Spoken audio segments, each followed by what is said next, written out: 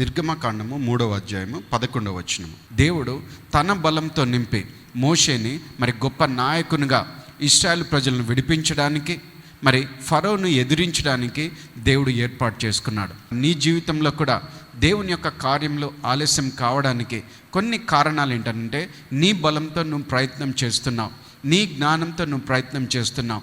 ఎప్పుడైతే నా బలం కాదు, నా జ్ఞానం కాదు దేవా, నీ కృపపైన నేను ఆధారపడతాను, నీవే నాకు సహాయం చేయని ప్రార్థన చేస్తావో, అప్పుడు నీ జీవితంలో దేవుడు జోక్యం చేసుకుంటాడు.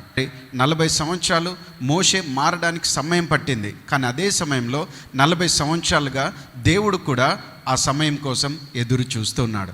నీ జీవితంలో కూడా నిశ్చయంగా దేవుడు తన కార్యాన్ని జరిపించడానికి, నిన్ను లేవనెత్తడానికి, నిన్ను వాడుకోవడానికి, నిన్ను అనేకులకు గొప్ప నాయకునిగా నియమించడానికి దేవుడు ఇష్టపడుతున్నాడు.